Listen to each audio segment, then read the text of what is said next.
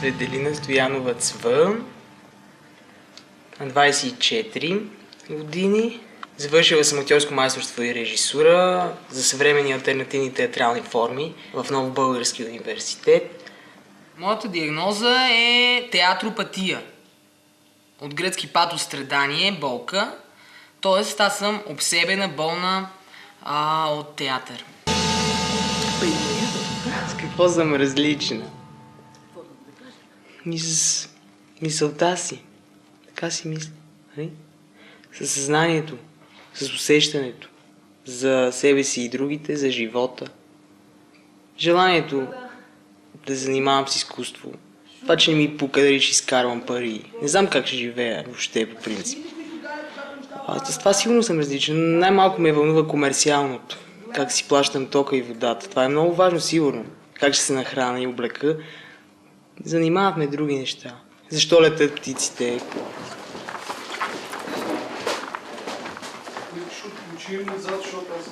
И до сега съм правила два опита. Един е чисто актьорски.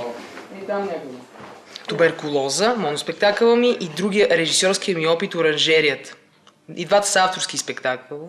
Мисля, че има общо много. И с двете представления аз търся въпроса. Провокирам зрителя да се замисли защо това се случва пред мен, какво искат да ми кажат тези хора. А не просто да им дам на готова отговора. Малко по-остро, Слави. Остро влизане искам да видя. В момента беше много... Остро? Да. И вратата да с трясък. Искам зрителите, обикновеният човек, да се научи да ходи на театър. И не само да отиде там и да заспива в тъмната зрителна зала. Той трябва да бъде държан в постоянно напрежение, да му се обостри вниманието благодарение на всички сценични средства и да излезе от театралното представление, запитвайки се, кой съм аз, защо съм на този свят? Да се говори за смъртта е депресивен синдром. Нормално е да се правят планове, сякаш човек ще живее вечно. Нормално е, но е вярно. Как гледам на самоубийството? Като на спасение. Живота. Оранжерията. Тема, с която се занимавам второто ми представление. Тя ни довежда или до телесна болест. Било то белодробен рак, както е в пиесата, или всякакъв вид патология. Или до суицидните мисли и самоубийство. Това са двата хода. Или да се разболееш, или да се самоубиеш. И да се измъкнеш от оранжерията, в която ни поставя света.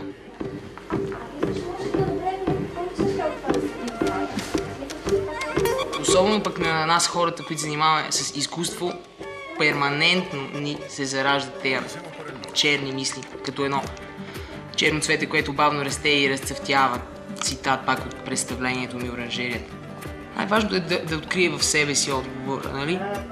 Защо искам да се самоубия и да го разреши този проблем и да остане в живота, за да остане нещо от себе си.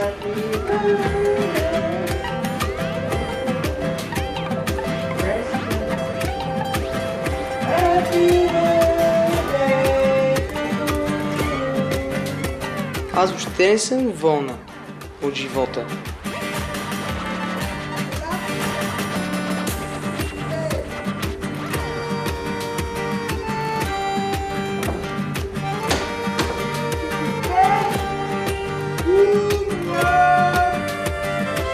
И затова е много хубаво изкуството, защото дава на точно определени хора, не съм казала, че на най-качествените, винаги, но дава едно поле да се изяви това твоето вътрешно, какво аз чувствам в себе си, да го изява и да го види супер много народ.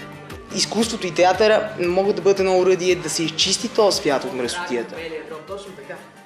Карцинома пулмони синистер, локализиран в ляво. Забележете, пак ляво се появи. Много ме дразни това, че човек го вълнуват само парите. Например, искам да не си заключвам вратата. Не искам да си пазя джобовете с парите, които имам. Така и не знам колко са, никога не знам какво има в джоба. И това ме мъчи. Той е затвор, в който живеем. Искам да сме свободни.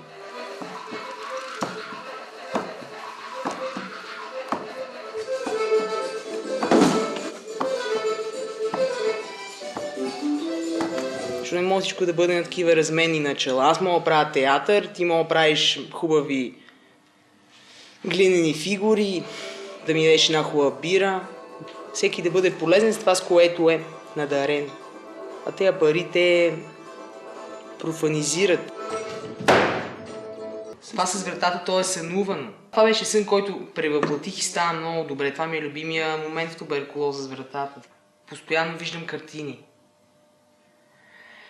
Искам да ги реализирам на сцена, да ги види и друг.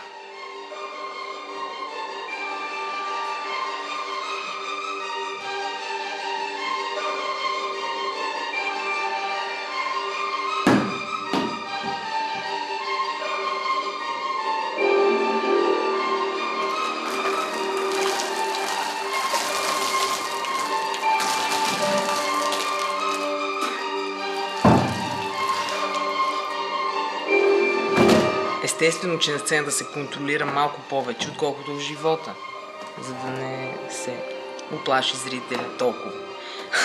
Иначе разлика няма за мен. И то това, според мен това е истинското изкуство, когато няма разлика и когато човек не играе на сцената.